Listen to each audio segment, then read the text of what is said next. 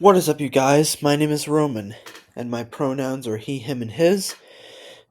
And this video is a special video. It's another ranking video. This time, um, it's Doctor Who related. So, in honor, of course, Doctor Who isn't returning for a full year from now with a new Christmas special. So I figured, with that on the way, now would probably be a good time for me to rank all the past 15 Christmas specials. So, without any further ado, let's get started. The Christmas Invasion, easily going in the greatest of all time, or the greatest. Um, yeah, I love this episode a lot. It's, of course, this is what started the Christmas trend. So, I mean, first of things are always, or sometimes a little, I don't know, hard, but, and I guess it was, but this is the first Christmas special, so this is before this we just had a missing Christmas special with William Hartnell breaking the fourth wall and wishing everyone Merry Christmas, but since that doesn't exist anymore, we're gonna anymore they brought back the Christmas thing, and this became the first official Christmas episode, and I love it. It's the greatest. I think it's what makes it great is how the doctor is like how the doctor is passed out for most of the episode, but he's and because it's the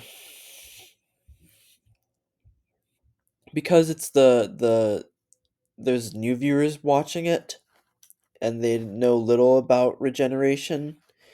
It and they're like wondering why he has a different face and what happened to Christopher Eccleston.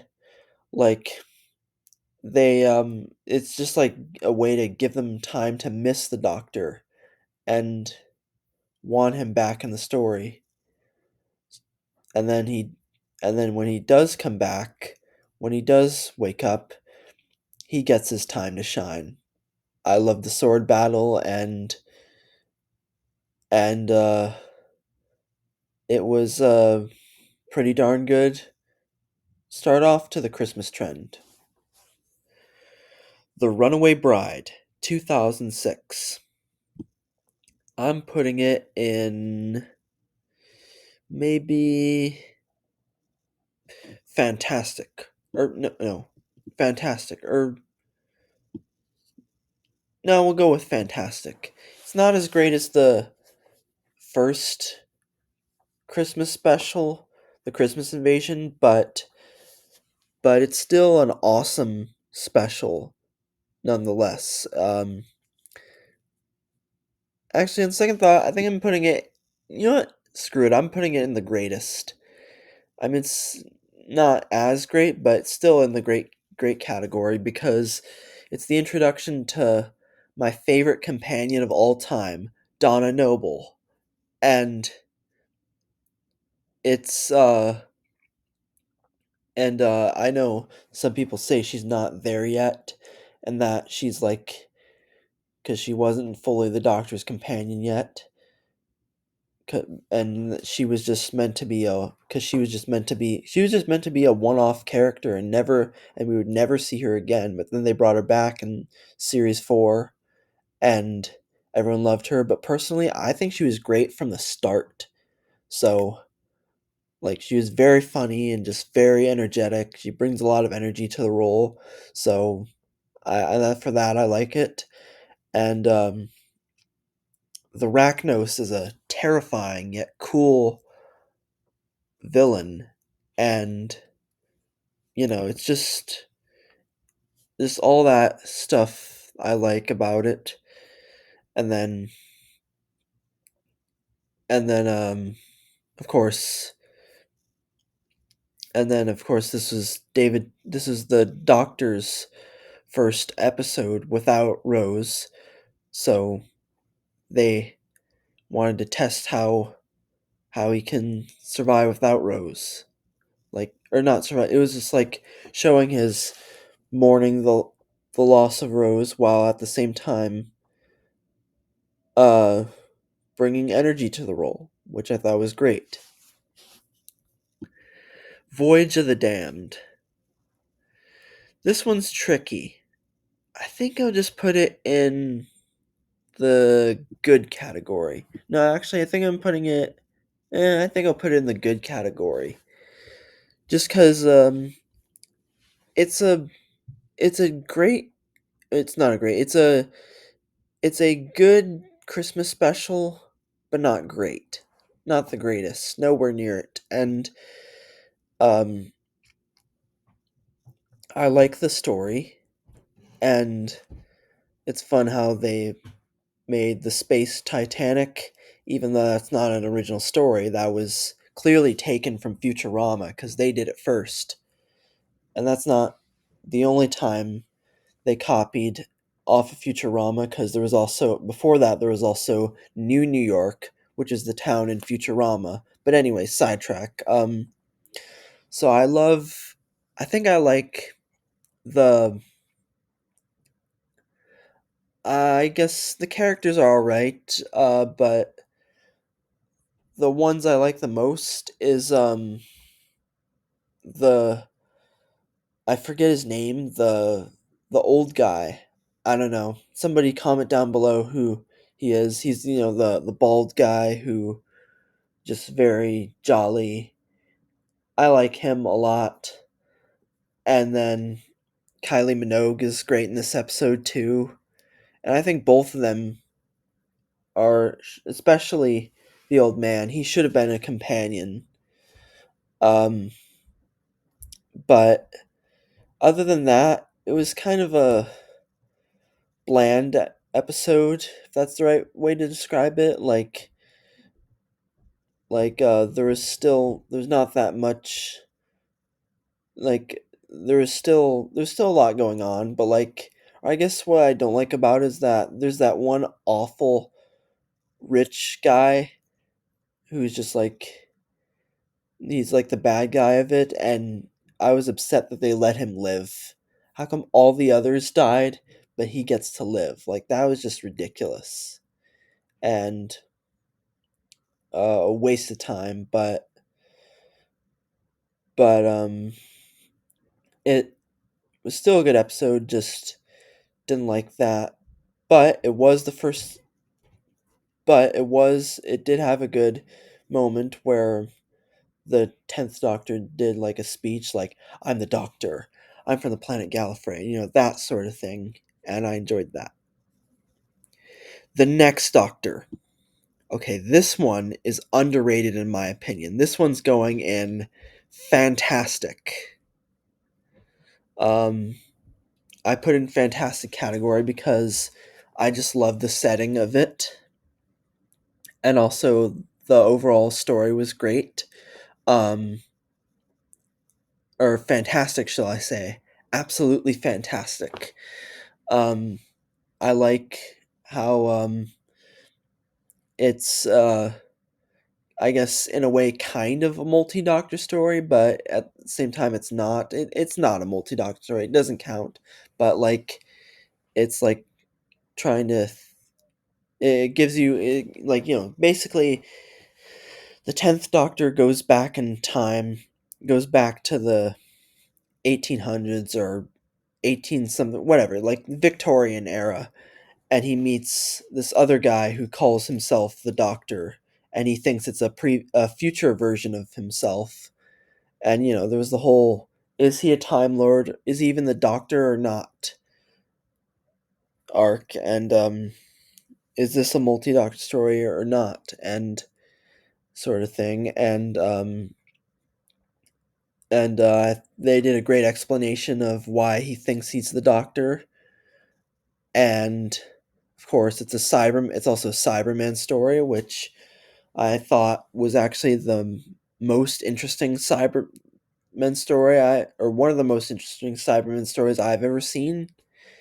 Um, I like, and I particularly like the the final battle in it, where the they use the Cyber King, or they use the Cyber Queen lady, and they convert the factory into one massive Mecha Godzilla Cyberman. And that battle was pretty cool, of seeing it going around and destroy stuff. I enjoyed that a lot. The End of Time Part 1. Um okay, so we're only ranking Part 1 because Part 2 aired on New Year's Day. So it's technically so that Part 2 is technically a New Year's special, not a Christmas special. But Part 1 did air on Christmas Day 2009. So I'm ranking it in, I would say, the good category, same as Voyage of the Damned. So it's it's of course it brought back the master through dark magic, but it was still through dark magic, but um he was and it's John Sim is my favorite version of the master, but I feel like the series 3 vibe of him was gone, and he just like he was just all weird and gross in the way he was eating food, and one bite like it just felt kind of weird, and of course did have Wilf in it, and we all love Wilf. Um and so that's a good part about it. And then but some parts of it just felt, I don't know, unfinished, but I can forgive that because it was a part 1. But since this is it was one of 2 parts, but since we're not ranking part 2, so it's just going in the good category. The A Christmas Carol, 2010. I would also put it in I would put it in fantastic. It's probably one of the most Christmassy Christmas specials I've ever seen. Um it is it is it is, based on the title, it's a Christmas Carol. Uh it's like a parody title of of A Christmas Carol, and the Scrooge character is, I forget what he's called. Names. I'm not good with names, but he's he's played by the late great Michael Gambon, and uh it's just like they do their own take on A Christmas Carol, and by having the doctor just try to not change his past, but like, you know, go back as a kid and make him happy in the future, and it's just a very magical, whimsical, Christmassy vibe, and that's what I think a Doctor Who Christmas special should have. Not everyone should have it, but Christmas specials like these should have. The Doctor, the Widow, and the Wardrobe. It's going in. Unfortunately, I hate to break it to you, but it's going in bad. Just because, I don't know. It's uh it's just like the complete opposite of the last Christmas special. It was bland. It felt like it was bland, tough, disappointing. It felt more like filler, to be honest. And and apart from aside from apart from like an action packed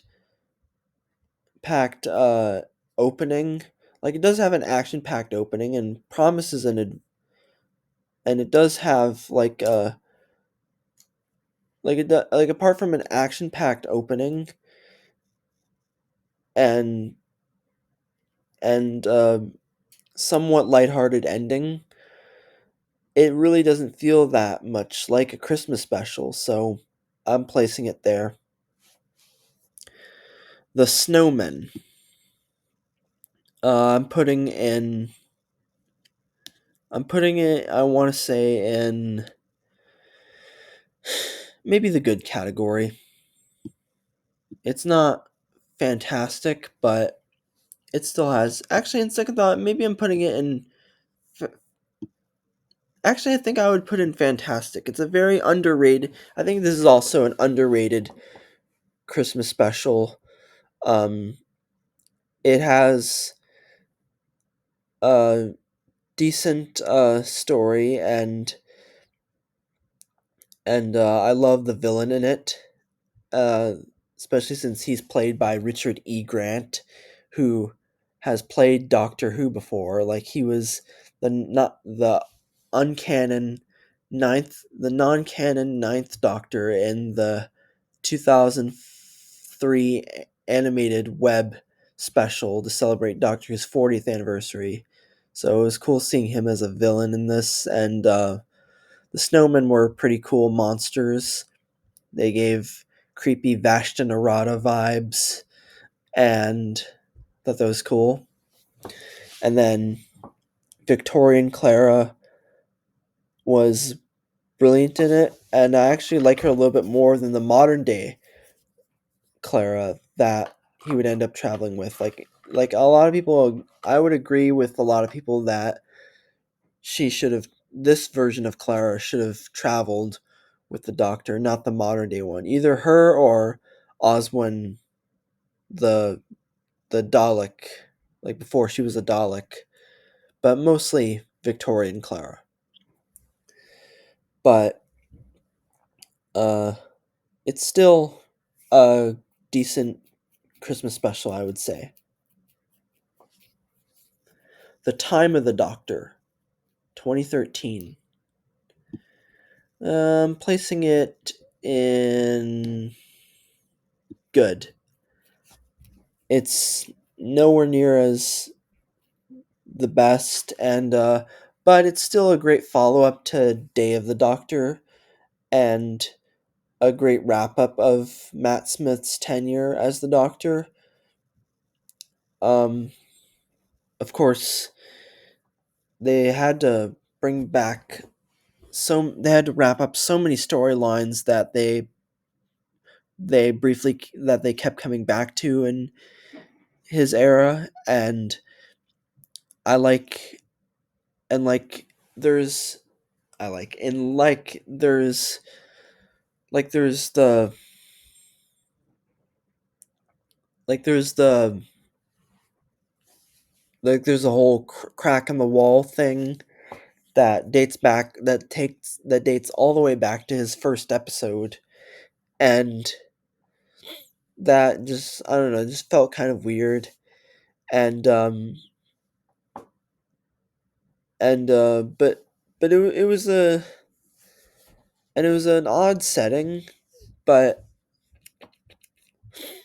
at the same time it was pretty interesting because it was Trenzalore. It was a town called Christmas on a planet called Trenzalore, which is where the Doctor would initially end up dying, but but that and he would die in the far future where he would become old and lose his regeneration. He would die, but obviously that wasn't the case because then the Time Lord squeezed regeneration energy through the crack, granting him more regeneration energy. And it was a great regeneration episode overall because he had his amazing speech in the end. It's one of the best regeneration speeches I've ever heard. You know what? Screw it. I'm putting in fantastic. It's one of the best regeneration speeches I've ever heard. Mwah. Chef kiss. Last Christmas. This one I'm putting in bad. This is my least favorite. No, this is my least favorite Christmas special of Doctor Who ever. It is the absolute opposite of the Time of the Doctor, in my opinion. It's really drags you out and makes you want to sleep, and that's no pun intended, because that's kind of the theme of the episode, dreams, as they attach to these face hugger ripoffs from Alien. Um, but hold on, I think I gotta sneeze. Bless me. Anyway, sorry. But yeah, it just felt kind of bland. It felt really bland and just not there. And although although Nick Frost was okay as Santa, it just felt kind of off. And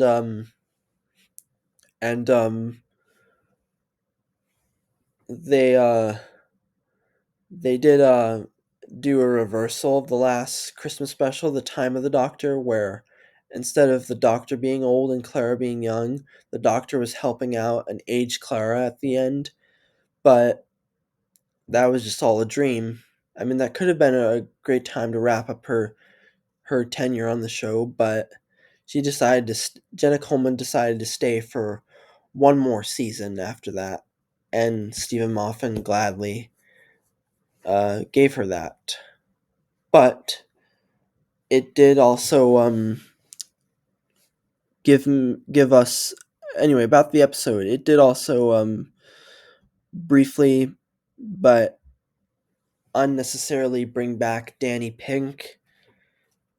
I mean, I guess it was a way to wrap up his storyline, but I feel like he shouldn't have been in it at all. I mean, maybe they could have mentioned him, but really, like, he shouldn't have really been in it. Like we get it. Like, his story had a better ending than this. The Husbands of River Song. Um,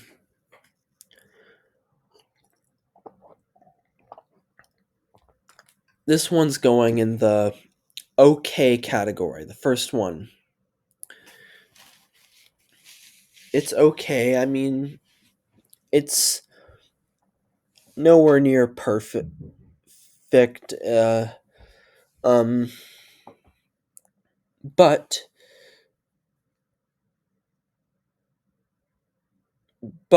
it is still a decent episode, I would say. Um, and I'm not saying it's not bad. It's nowhere near bad at all, but it's not quite good.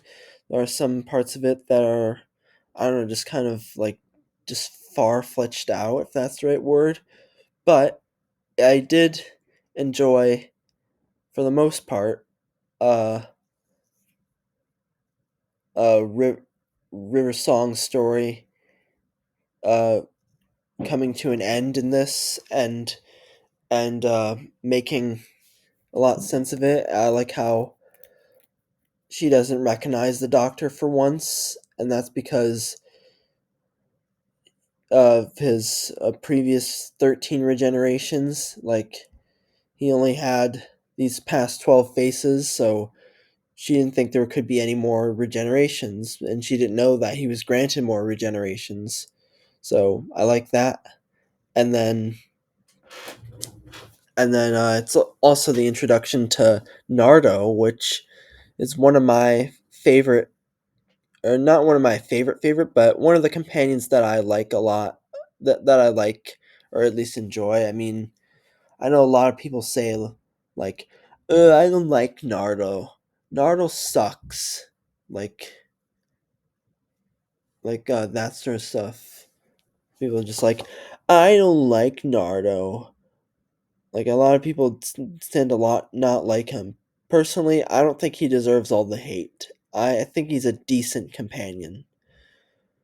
And then, of course, the ending of the episode shows a way of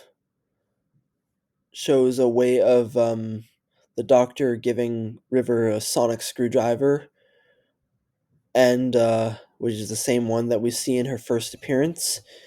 So then then they just end her story there, and I find it great.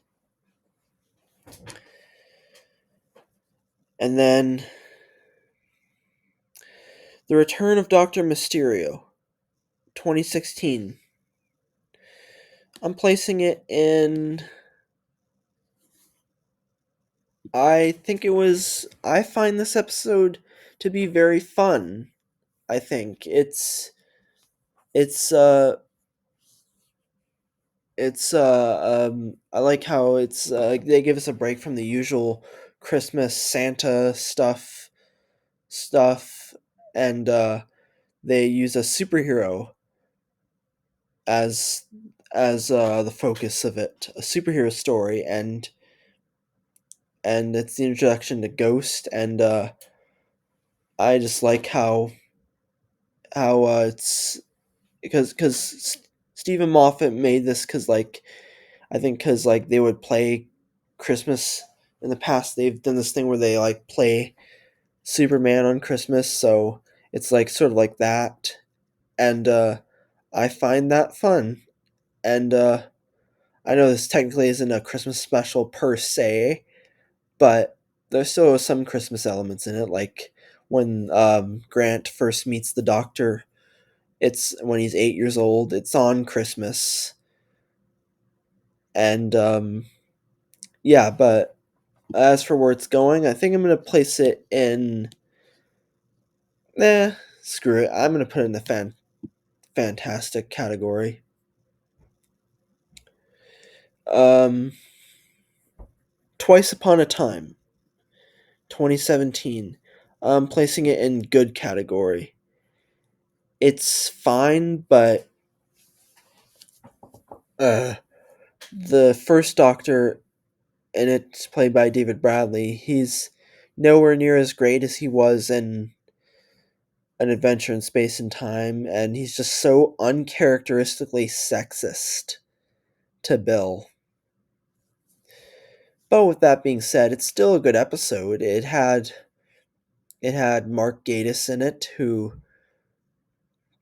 turned out to be an ancestor to General Lethbridge Stewart, which I found was great. And and overall a good send off to Peter Capaldi with his final speech being one of the key highlights from it. The Church on Ruby Road. I'm also placing in the good category. Um, Not as great. So this was a lot of things. This was a post regeneration episode, or I guess post bi generation episode, since the Doctor splits in two. But it was Shudigatwa's first full episode as the Doctor. Um, I find it to be adventurous, but not quite there. Um, just because it's I don't know, just like onto it, and it's onto something, and I guess because most of it takes place in Ruby's flat, and the Doctor and or no and uh I feel like they could have, it's just like a weird setting. I feel like it could have been better in my opinion. But with that being said, I like the songs in it, like the creepy goblin song, and then after that, the Doctor and Ruby sing to the the Goblin King, which was I found funny and great. But it was the introduction to Ruby Sunday, who is really not my favorite companion at all. Joy to the World. Um, I guess I'm also placing it in the. Actually, I'm gonna place it in Fantastic. It's not the greatest. I know I say a lot, but like, it's not flawless, but it's still a great. It's still a good, if not fantastic, story. I like the idea of course, it was written by Stephen Moffat, so it's gonna be good. But like, it's no, it's easily I was in for a treat. I watched this last year on Christmas with my family, and they all seemed to love it. And I like the I liked the just overall story of just like, why is there an extra door in your hotel room and why is it always locked? Well, it leads to the Time Hotel and it takes you anytime at any place to celebrate the holidays. And yeah, I enjoyed that. Um I guess my only flaw is that I guess the only problem I have is just like the ending. I feel like the end this was a little disappointing in some areas, though. I think mostly because the ending, I don't know, it just felt rushed, but it just felt rushed in my opinion, and and by having Joy just eat the star, and the resolution was resolved, but overall, it's still a fantastic, interesting. It was still overall an awesome episode, and I enjoyed it. And there you have it. It's all 15 Christmas specials ranked. Um, so yeah, I hope you guys loved this video. If you did, be sure to give it a thumbs up, share it with a friend. If you're new, subscribe, and comment down below what your rankings are. But please be respectful, and please don't make mean comments like, "Oh, I don't like Doctor Who, and Doctor Who's dead now." Because if you do, I'll block you. But with that being said, I'll see you guys next time. Cheers, bye-bye. Cheers, bye-bye.